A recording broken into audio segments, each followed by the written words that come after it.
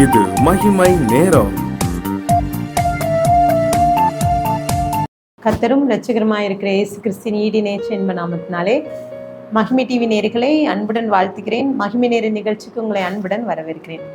தொடர்ந்து நாம் பாவத்தினால் வரும் 7 விளைவுகளை குறித்து நாம் தியானித்து வருகிறோம். யோவான் 5ஆம் அதிகாரம் 14ஆம் வசனம் சொல்கிறது, அதற்கு பின்பு இயேசு அவனை தேவாலயத்திலே கண்டு, இதோ நீ சொஸ்தமானாய், அதிக கேடாகனதொன்றும் உனக்கு வராதபடிக்கு இனி பாவம் செய்யாதே என்றான். இன்றைக்கு பாவம் ஒரு மனிதனுக்குள்ளாகவே பாவம் வருகிறது. அந்த பாவம் அவன் சரீரத்தை கெடுத்து போடுகிறது. ஆண்டவராக இயேசு கிறிஸ்து தேவாலயத்தில் 38 வருஷம் முடவனாய், அதாவது முடக்குவாதம் நிறைந்த ஒரு மனிதனை பார்க்கிறார். அவனை சொஸ்தமாக்குகிறார். இப்பொழுது அவனை தேடுகிறார். இப்போ அந்த மனிதனை பார்த்து ஆண்டவர் சொல்ற காரியம், அதிக கேடு உண்டாகாதபடிக்கு நீ இனி பாவம் செய்யாத. நீ சொஸ்தமானாய், ஆனால் இது நிரந்தரமான சொஸ்தம் இல்லை, இனி பாவம் செய்யாத. அப்போ பாவம் ஒரு மனிதனுக்குள்ளாக பாவம் வரும்போது அது அந்த மனிதனுடைய சரீரத்தை பாதிக்கிறது, சரீரத்திலே பாதிப்பை கொண்டு வருகிறது. அதன் விளைவாக பாருங்க, ஆண்டவர் விடுதலை கொடுக்கிறார். நம் சரீரத்துல இருக்கிற பலவீனத்துல கர்த்தர் விடுதலை தருகிறார். ஆனால் இந்த சரீரத்துல வருகின்ற பாவ நோய் குறித்து சில நேரங்களில் நார்மலா எல்லா நோயும் பாவ நோய் அப்படின்னு சொல்ல முடியாது. சில மனிதர்கள் செய்கின்ற பாவத்தின் நிமித்தம் சில நோய்கள் வருகிறது. 38 வருஷம் அந்த மனுஷன் நோயால முடக்குவாதத்தினால இருக்கிறான். அவனால எழும்பி நடக்க முடியாது. பாருங்க, ஒரு பாவம் அவனை முடக்கி வைத்து விடுகிறது. இன்றைக்கு தேவன் சொல்கிறார், எச்சரிக்கிறார், நீ பாவத்தை செய்யாதே என்று சொல்கிறார். இன்றைக்கு இந்த வார்த்தை கேட்டுக்கொண்டு இருக்கிற நாமும் கூட ஏதோ ஒரு நோயால நம்ம பாதிக்கப்பட்டிருக்கோமா? ஒருவேளை பரம்பரையா இல்ல தொடர்ந்து எங்களுக்கு இந்த மாதிரி ஒரு நோய் வந்து கொண்டிருக்கிறது, உங்களுக்கு பலவீனம் வந்து கொண்டு இருக்கிறது, சரீர பலவீனம். இப்படிப்பட்ட காரியம் எதனால வருகிறது? ஒருவேளை ஏதோ பாவம் செய்து, நம்மளே சொல்லுவோம் சில நேரத்துல, ஏதோ பாவம் செய்துட்டு அதனாலதான் கர்த்தர் நம்மை தண்டிக்கிறார் என்று சொல்லுவோம். நிச்சயமாக இந்த 38 வருஷம் அந்த மனிதன் எவ்வளவு கஷ்டப்பட்டிருப்பான். ஆனால் தேவன் நம்மை விடுவிக்கிறவராய் இருக்கிறார். வேதத்திலையும் கூட சரீர பலவீனம் கர்த்தர் இப்படிப்பட்ட காரியங்களை நமக்கு அனுமதிக்கிறதுக்கு காரணம் என்ன? அனனியா சப்பிராலை நாம் நினைத்து பார்க்கணும். அவர்கள் பாவம் செய்கிறாங்க. என்ன பாவம்? அவர்கள் தன்னுடைய நிலத்தை விட்டு அந்த நிலத்தை என்ன செய்கிறார்கள்? அது சில காரியங்களை தனக்கென்று எடுத்துக்கொண்டு வைத்து விடுகிறார். இது நிமித்தம் கணவன் மனைவி இருவரும் ஒரே நாளிலே மரித்து விடுகிறார்கள். இன்றைக்கு பாவம் நம்மை அழித்து விடுகிறது, சரீரத்தை பாதிக்கிறது. ஒரு தேவ மனிதன் இவ்வாறாக அவர் ஒரு மருத்துவமனைக்கு செல்கிறார். அங்க போகும்போது அநேகரை பார்க்கும்போது அவருக்குள்ள ஒரு எண்ணம் வருது. இவர்களெல்லாம் பார்த்தா, ஐயோ பாமே, எல்லாரும் இவ்வளவு கஷ்டப்படுகிறார்களே. ஆம் பிரியமானவர்களே, இன்றைக்கு நாமும் கூட அப்படித்தான். நம்ம ஜெபிக்கிறோம், வேதம் வாசிக்கிறோம்.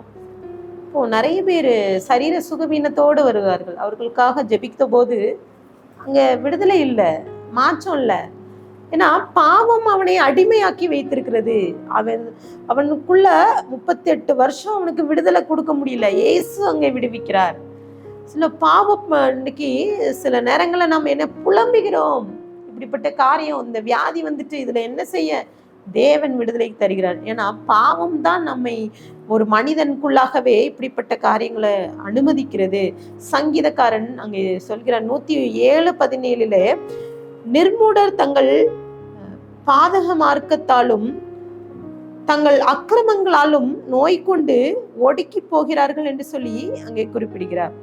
நிர்மூடர்கள் அக்கிரமத்தினாலும் நோய் கொண்டு ஒடுக்கி போகிறார்கள். அப்போ இன்றைக்கு மூடர்கள் ஒரு வேளை நம்ம ஏதாவது ஒரு பாவம், ஆண்டவர் மூடத்தனமாக செய்கின்ற காரியம் நம்மை நோய்க்குள்ளாக கொண்டு செல்கிறது. சங்கீதம் 38:3-6 உமது கோபத்தினால் என் மாம்சத்திலே ஆரோக்கியம் இல்லை, என் பாவத்தினால் என் எலும்புகளில் சௌக்கியம் இல்லை, என் அக்கிரமங்கள் என் தலைக்கு மேலாக பெருகிச்சு, அவைகள் பாரசுமை போல என்னால் தாங்கக்கூடாத பாரமாயிற்று. என் மதிக்கேட்டி நிமித்தம் என் புண்கள் அழுகி நாச்சம் எடுத்தது. நான் வேதனைப்பட்டு ஒடுங்கினேன், நாலு முழுவதும் துக்கப்பட்டு திரிகிறேன் என்று சொல்லி தாவீது சொல்கிறார்.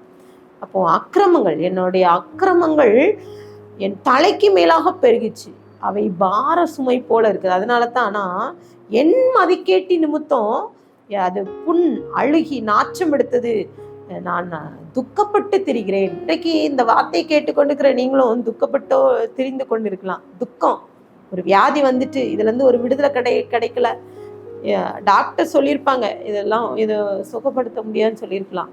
இல்லை ஒருவேளை வெளியே சொன்னால் யாராவது ஏதாவது சொல்லலான்னு சொல்லி யோசித்து கொண்டு இருக்கலாம். இந்த பாவம் இது தாவீது சொன்னது போல அது நம்மளுடைய அக்கிரமத்தினால அது வருகிறது, நம்ம பாவத்தினால வந்துகின்ற வியாதி. இந்த வியாதி இந்த மனுஷனை சரீரத்தை கெடுக்கிறது.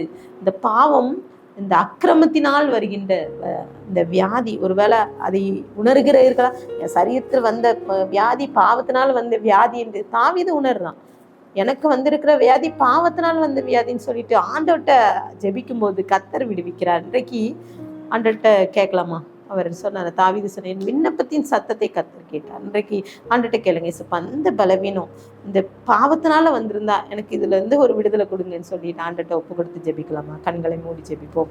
அன்பின் பிதாவே, இந்த நாளைக்காக நன்றி. இந்த நாளிலும் ஆமேனப்பா, இன்னைக்கு 38 வருஷம் அப்பா சுகவீனத்தோடு இருக்கிற ஒரு மனிதனை கர்த்தர் விடுவித்தது போல இந்த வார்த்தையை கேட்டுக்கொண்டு இருக்கிற யாராவது இருந்தாலும் சரி, ஒருவேளை பல வருஷமா தீராத வியாதியோடு இருக்கலாம், ஒருவேளை இந்த வியாதி நிமித்தம் ஒருவேளை பலவீனத்தோடு புலம்பிக் கொண்டு இருக்கலாம். சப்பா இன்றைக்கு ஒரு அற்புதம் செய்யுங்க. நாங்கள் ஒருவேளை எங்கள் பாவத்தின் நிமித்தம், எங்கள் அக்கிரமத்தின் நிமித்தம் அந்த வியாதி வந்திருந்தா எங்களுக்குள்ள ஒரு மாற்றத்தை கொடுங்க, மனமாற்றத்தை கொடுங்க, இந்த வியாதியிலேருந்து ஒரு விடுதலை கொடுங்க. இந்த சரீரத்தில் ஏற்படுகிற சப்பா அந்த பாவத்தினால் ஏற்படுகின்ற இந்த வியாதியிலேருந்து பரிபூர்ண சுகத்தை தாவீது அதை பெற்றுக்கொண்டது போல அப்படின்னு சொன்னால், என்ன விண்ணப்பத்தின் சத்தத்தை கேட்டீர் என்று சொன்னது போல எங்கள் வாழ்க்கையிலே நீங்கள் அற்புதத்தை செய்யுங்க, அதிசயத்தை காணும்படி செய்யுங்க. உடைய சமுத்திரங்களை தாழ்த்தி விரும்பியாக்குறோம். துதிகன மகிமை முக்கிய ஏறடிக்கிறோம். மீப்பர் மூலம் கேட்கிற பிதாவே, ஆமென்.